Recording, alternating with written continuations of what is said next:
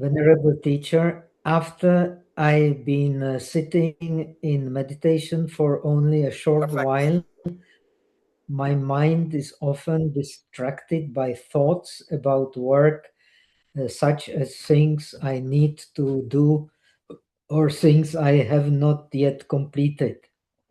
After that, I usually end the meditation session immediately to go and to do those tasks. Even if I try to continue sitting, I can no longer focus on the breath. In this situation, what should I do? This is a very good question. You are not the only one. The beginners usually face this kind of problems, and we have to know how to confront them. So today I will especially teach you this meditation on the breath has one has to learn step by step. Now, first thing we have to understand what is mind. The mind is our habit. Our body is also our habits. And according to Buddhism, our habits, they can change, but they can never change fast. For a habit to change, it needs a long time, because we have been accumulating these habits, if you believe in Buddhism, for time without beginning. So we cannot. We were already born with certain habits. Every child is different as soon as it is born. The mothers know this very well. Not two infants are the same. And everybody has his habits. And we are born with habits, and we develop habits through our education, through our work, through our society. This is natural. So we should understand the mind, especially in Buddhism, is our habit. When our habits are conducive to meditation, then meditation will be easy. If our habits are not conducive to meditation, meditation will, in the beginning, not be easy. But it may become very easy in later. But those who find it easy in the beginning may find it very difficult later, because with meditation it's not exactly same like with daily tasks we do to survive and to feed ourselves and our family. This is a different habit, and meditation habit is also a very different habit. If you read the Dhammapada, which is the most important scripture in Theravada, but also you will find it in Sanskrit and in Tibetan and in Chinese. Fa Tzu Jing. There is a verse, Anya Labhu Upanisa Anya Nibbana Gamini Etat Yatha Bhutam Nyatva Savako Hoti Buddhasa. So the Buddha says, one becomes one my disciple when one have understood very clearly that it is a different way to nirvana and a different way for getting a personal benefit. Labha. The labha means a personal benefit. We mostly do things and we are used in, especially in our busy times, to do things for personal benefit. Get a better job, get a better career, get better education, get better financial security, get better position, we mostly do only for this purpose. But if we want to get liberation from stress, the Buddha has taught only this, how to get liberation from stress. Everything else is secondary. And whatever Buddha taught are the skillful means, no matter what tradition, Theravada tradition, Chinese tradition, Tibetan tradition, all that Buddha taught is only skillful means for liberation from stress, liberation from suffering. So the first Buddha taught the Four Noble Truths, starting with the truth of suffering. So according to the scriptures, there is a famous Gavampati Sutra in Pali. The Gavampati says, I have heard from the teacher himself, if one has penetrated the truth of suffering, one has penetrated the end of suffering, and the way to the end of suffering. This is very significant. So we change our habits because we understand something about suffering. Suffering does not mean that we have pain in the body. It also means that. But the suffering means not getting what we want, be connected with what we don't want, and to be exposed. Even if we become Buddha, we will be exposed to sickness, old age, and death. Nobody can avoid. And in order to face these problems, the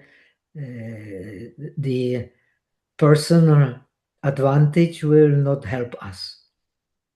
We need wisdom. And the wisdom is not to get something for oneself, but to be useful to oneself and others.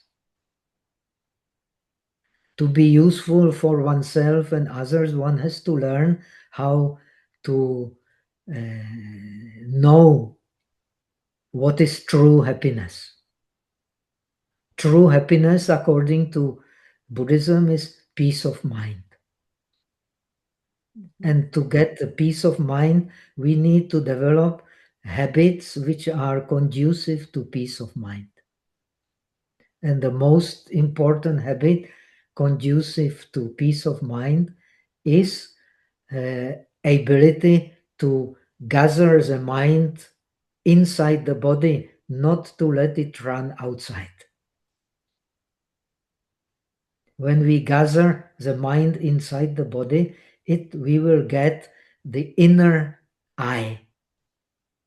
When we see things only with the what is called in Buddhism flesh eye, mamsa chakshu, then we will be deluded about what is truly beneficial for peace and what is not beneficial for peace.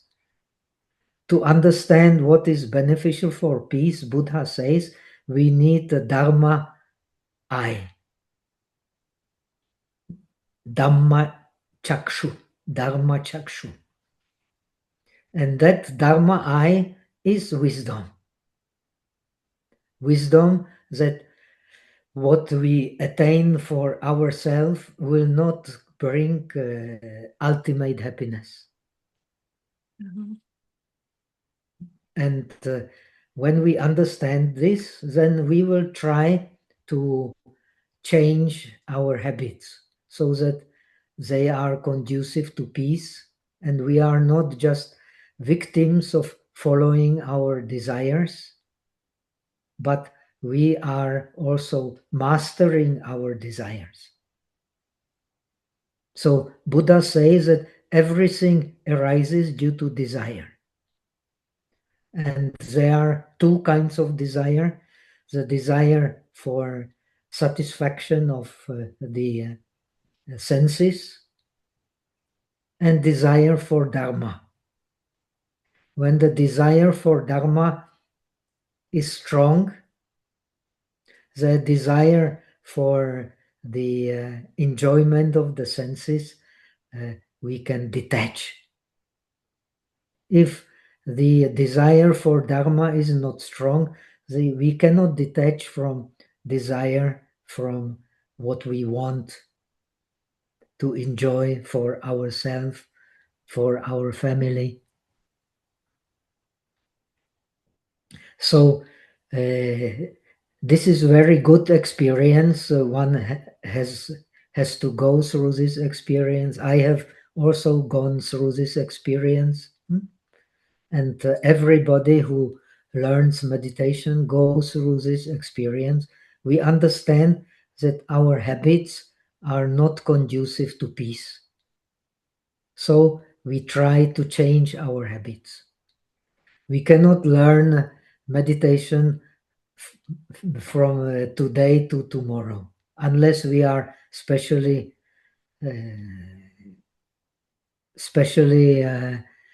gifted. They were in Vietnamese tradition, Chinese tradition, Western tradition, Tibetan tradition, many people who were very gifted from the early age. But most of us, like myself, we are not very gifted. So we have to work hard. If we don't work hard, we will not get good results. And today I will explain step by step meditation on breath, how we can get the habit of concentrating on the breath and develop wisdom. So that is the first question. I hope I have answered clearly. Let us go to the second question.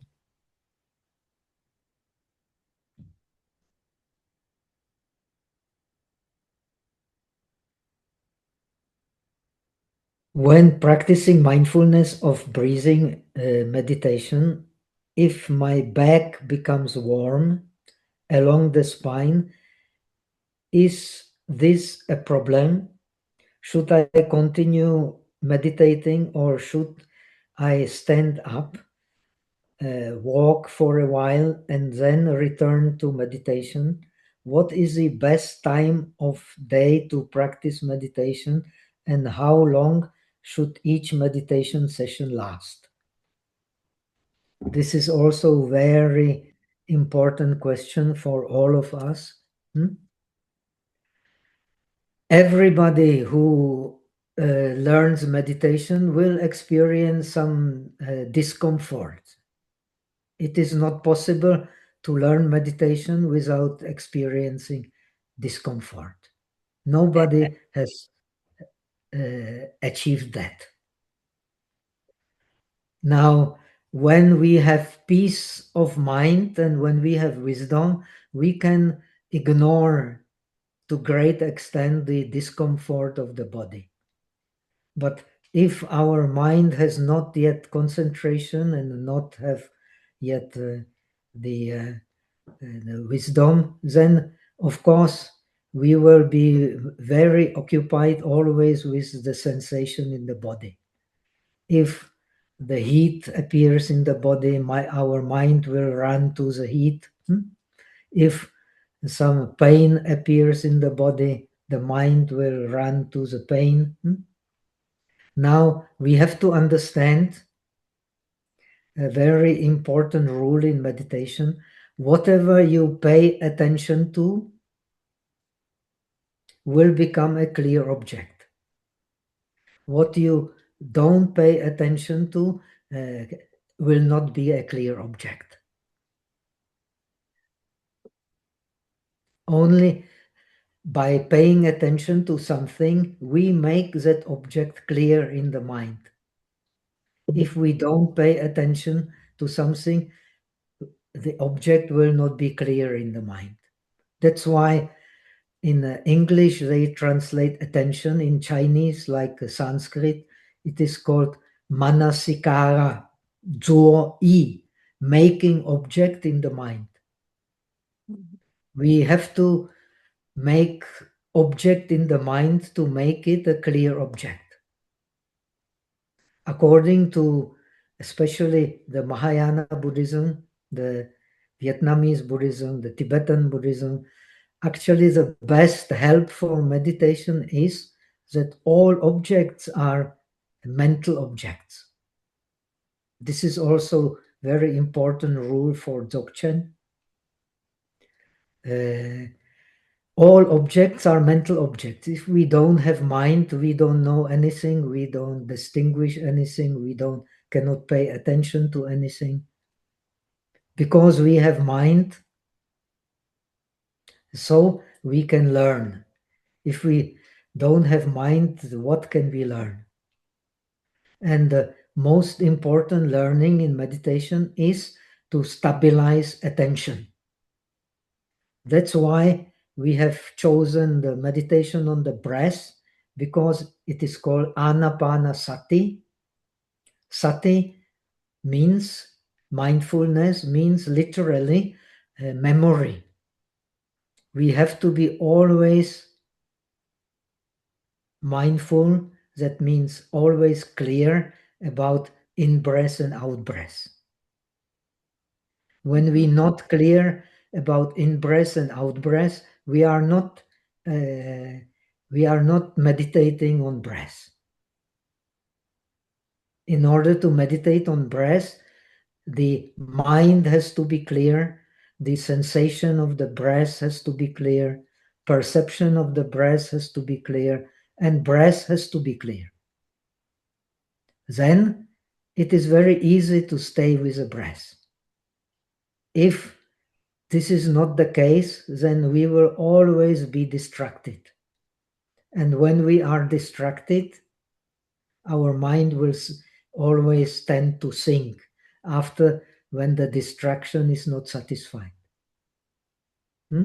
Like you have noticed, you want to do something else because some other sensation, some other perception, some other experience comes. So you abandon the experience of meditation. And this is not a good habit. But you have to see yourself that it is not a good habit. Nobody uh, can push you to seeing it. You have to see it yourself. Meditation is, first of all, for improving oneself. Then one can improve also others. And the best way to improve yourself is to learn stable attention. Stable attention is the key to meditation. So that's why the meditation on the breath is specially praised, because you are stabilizing your attention on the object of in-breath and out-breath, which is always with you. We are alive because we are breathing. When you learn meditation very well, then you may not even feel the gross breath in the nose. You can only feel a very subtle breath in the body, which is called prana or chi, due to which we are alive. It is also called the life faculty. But first, we learn with gross breath, and gross object does not bring happiness. And you learn shamatha to bring happiness to the mind. When the mind is happy, it does not need any searching for other object. It is happy just now. We learn meditation to learn also to be happy just now. This is called the learning to be happy at this moment. When you know meditation, you can learn to be happy at this very moment. No need to wait. Why? Because when your mind is unified and Mhm. not distracted and clear, you are happy naturally. You don't need to search for anything. When this becomes a habit, you are a meditator. But it cannot become a habit immediately. It is impossible. Mhm. It is a process. We are, according to Buddhism, this is where Buddhism differs from other religions. We are a process. World is a process. In this process, everything is on the move. But it is this process has certain rules, and it follows most important rule which the process follows is our habit. So it takes a long time to change the habit of the body. You know, for those who have practiced I have practiced little bit of Zalong and so on. It takes a long, long time to change the habits of the body to be able to make it very subtle and light. Now, the mind, exactly the same thing. To make the mind light and at ease, it takes time. You cannot expect you decide to meditate and tomorrow you will feel perfectly happy. No, you won't feel perfectly happy, and if you expect it, it is childish. You will feel happy if you have practiced before, if you have habit of meditation from earlier time, or if you have worked hard. Work hard, that is my job to show you. Work hard means to learn to face obstacles. Why we are not Buddhas? Very simple answer, because we have obstacles. Buddha has no obstacles because his wisdom to face obstacles is complete. That's why there is no wiser person in the world than the Buddha. Because the Buddha's wisdom to face obstacles is complete. No obstacle can surprise him. Mhm. All obstacles he understands. How they arise, how they stay, and how they are eliminated, finished. So he can guide himself perfectly and he can guide others also perfectly because he has experienced all these obstacles in himself, so he can also guide others. We are all not Buddhas, even great meditators, very difficult to become Buddha, but they understand this condition, and it is greatest help one can achieve in life. One understands how the obstacles arise, how they continue, and how they are finished. And this is what one learns in meditation. So if there is like a heat in the back, what does it mean? That there is some tension in the body. Tension in the body produces heat. Tension. But there is uh, a good heat and which is conducive to wisdom, and there is a heat which is not conducive to wisdom. The heat which is not conducive to wisdom is a heat which produces too much wind. According to Indian medicine, process of aging is process of stiffening by wind, lung. Hmm? The feng jie. The breath is also element of wind. If we breathe soft breath, smooth breath, then this element of wind will be pleasant. If we breathe not a smooth breath, not a, but a gross breath, uncontrolled breath, then the element of wind will be not pleasant.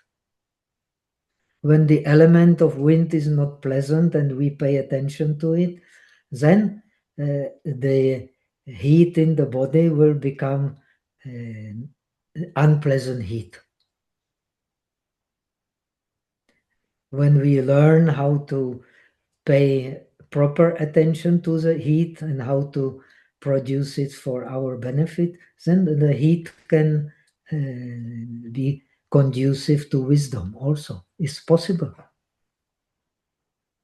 So all depends how we experience, depends how we make object in the mind.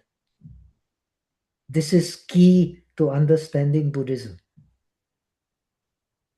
According to our wisdom and concentration to make object in the mind, we accordingly experience the object.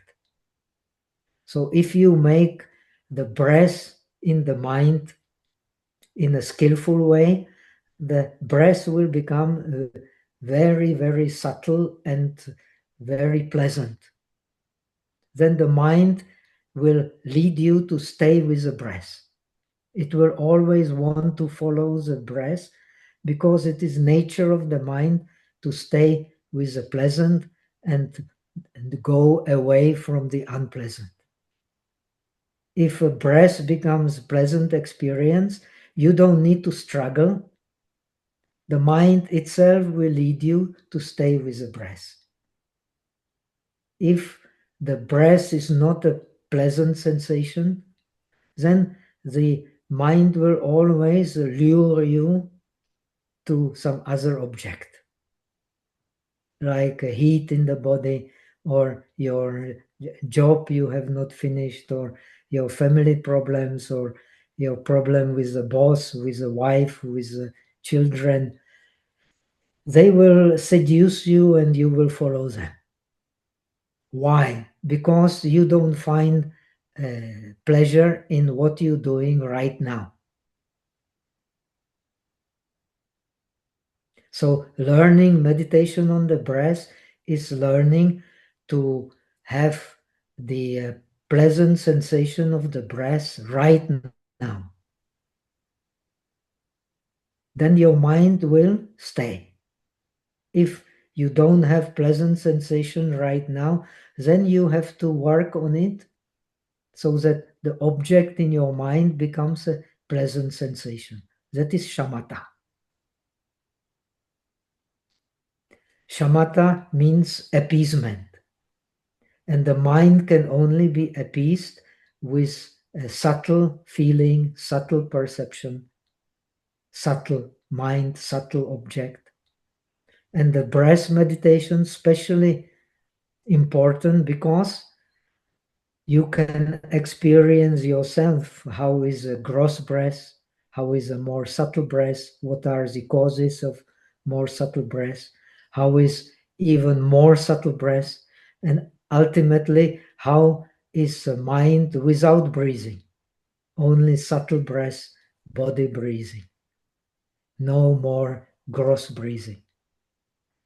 If you can learn this, then the meditation on the breath will be window to great wisdom, liberation wisdom. So the In a Chinese tradition, as I have learned in China, we most important quality we need for meditation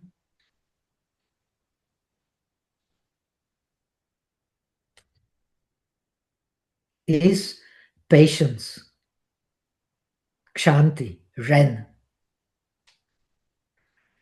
Now, in China, the great Bodhisattva Dhammo Bodhidharma, he is the symbol of patience.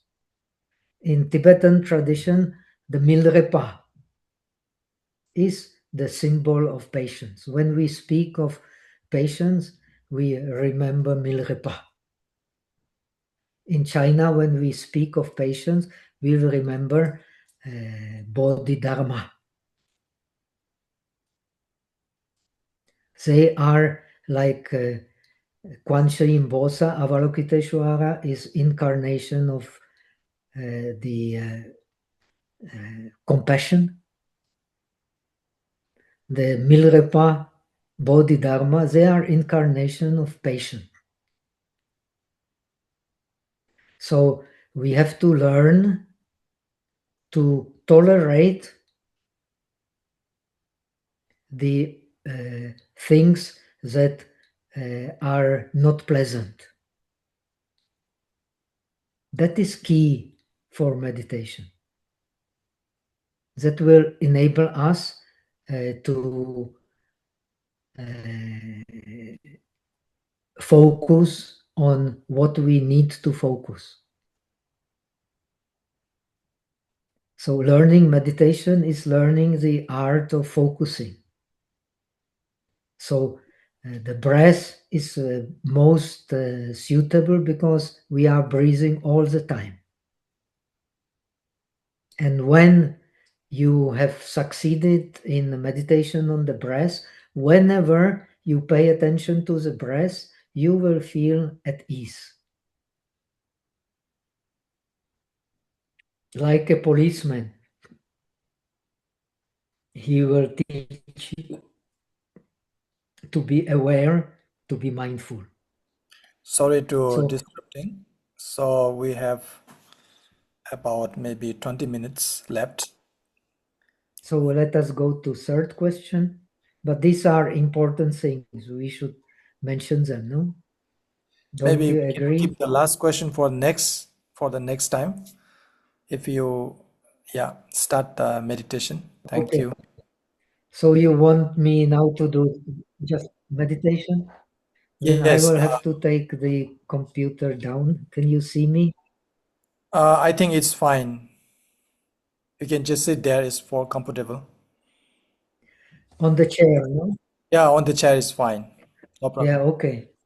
They already saw you last time. So what I do now, because I sit on the chair, I have to plant my feet. I am getting support from my buttocks and Okay. from my feet. Yes, yes. Thank you. So what I do now is I pay attention to my feet and I grasp the the the floor with my toes and pay attention to the middle of the feet so that I stabilize the spine. Then I pay attention to the two sitting bones on which I'm sitting and I relax in this posture which enables me to straighten my spine. Hmm?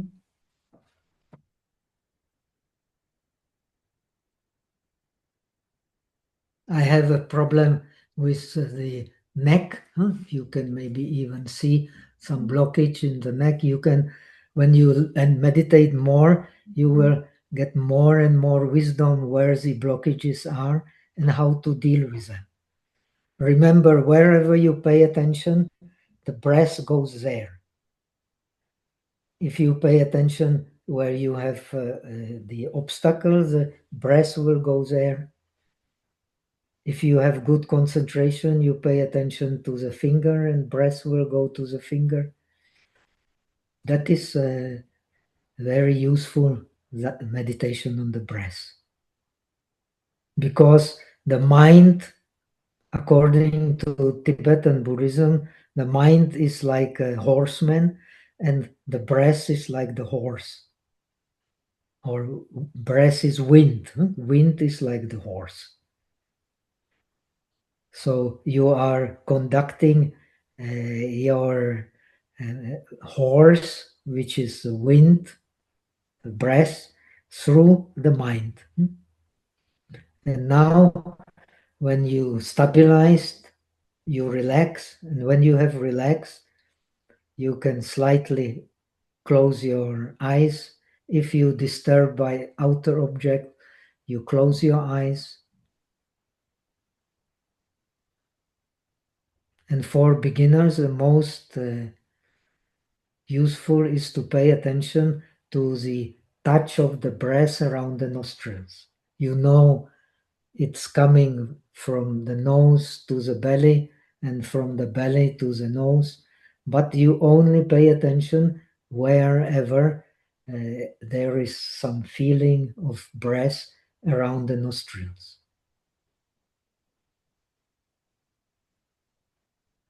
Your tongue is on the upper palate, balancing the jaws and the chin.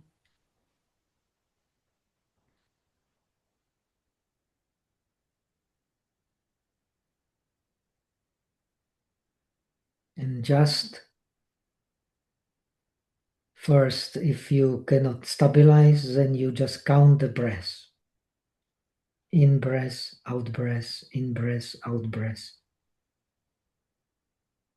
1 to 10, 10 to 1. Whenever you lose the breath, you start counting again from 1.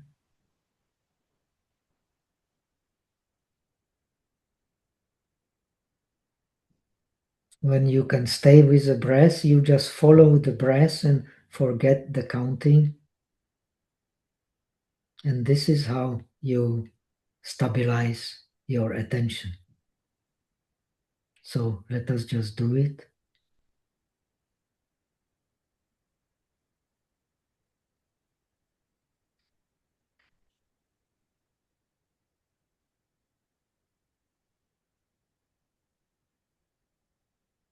When your attention is stabilized, the eyes will be stabilized. When the eyes are stabilized, the perception will be stabilized. But your perception is on the breath, which is connected with the mind. Only mental objects is a subtle object. So you want to make the breath like a mental object. Then it becomes subtle. Then the mind can settle down and it will bring immediate fulfillment, satisfaction. When the mind has satisfaction, it does not look for anything. It just stays there where it has found satisfaction.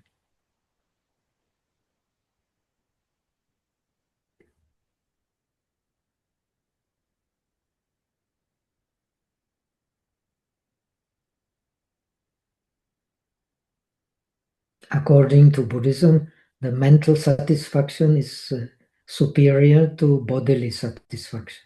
All deep satisfaction comes from the mind. The body cannot give lasting satisfaction. The lasting satisfaction is a job of the mind.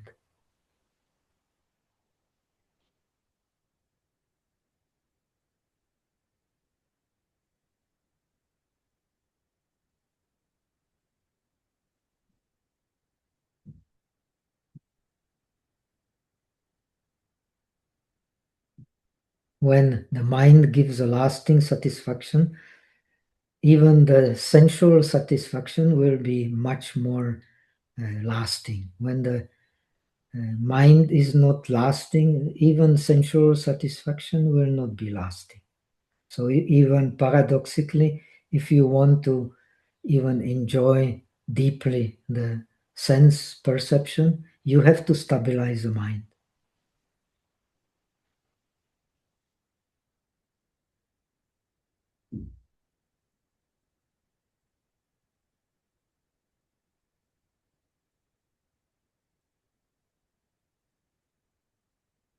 The job of the meditator is to stabilize the mind. The mind stabilized can attain the ultimate wisdom, the liberation wisdom.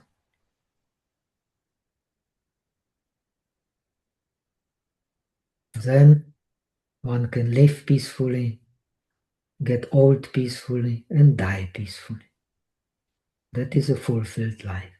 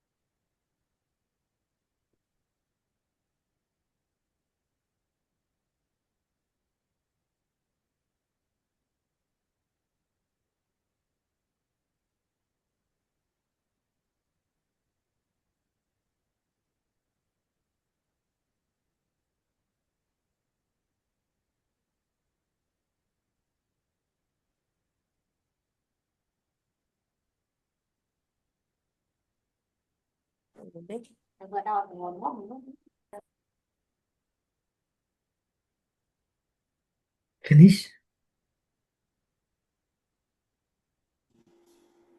5 minutes. 5 minutes more? Okay.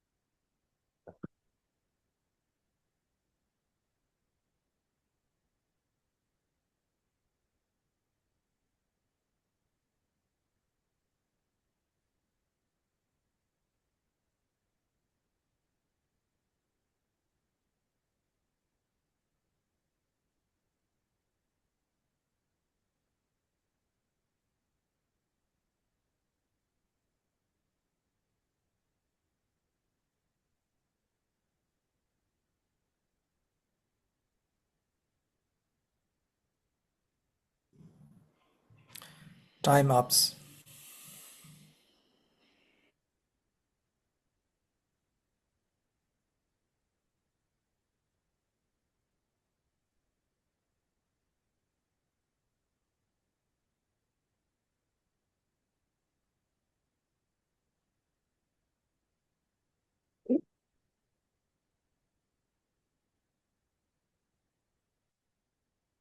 So I hope we have had a good experience in the sense that we know meditation is very important for us. So let us transfer merit for the benefit of all sentient beings. Shall I recite in Pali? You want to? Or, yeah, okay. Whatever you want, as you wish.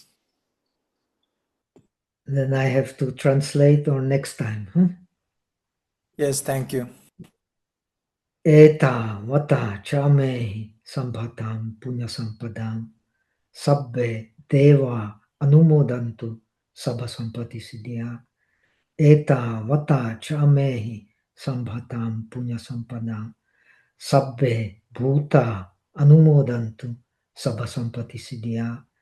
Eta vata chamehi sambhatam punya sampadam sabbe satta anumodantu sabha sampati siddhya. Aka satta chabumatha deva naga mahidika punyantang anumoditva chiramarakantu loka sasana. Aka satta chabumatha deva naga mahidika punyantang anumoditva chiramarakantu desana. Aka satta chabumatha deva naga mahidika punyantang anumoditva chiramarakantu tumampara. Devo vasatu kalena sasa sampati hetucha pito bhavatu lokocha raja bhavatu dhammiko. May the merits of the practice spread to all beings so that we attain the state of perfection. Om Mitobo.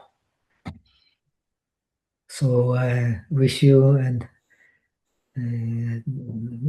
good week and see you next week on Tuesday as usual. And hope all of us will enjoy more and more meditation and find more and more interest in meditation.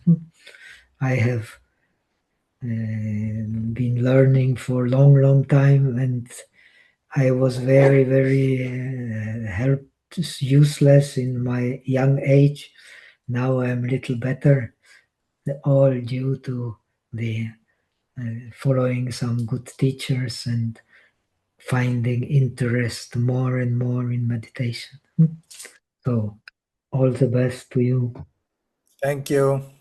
Thank you very much for today's very peaceful meditation and amazing instructions. Thank you very much, Dhammadipa. And we wish you a prayer for your good health and see you again soon Thank the you. next Tuesday. Thank you very much, and everyone who joined today the meditation. Thank you also for some of your students. I think today they joined from Europe, and also some of my students also they joined from Europe. Thank you all, Okay. and see you everyone the next Tuesday, same time. Thank you very much, and Okay. good day and good night, everyone. Thank you. Bye.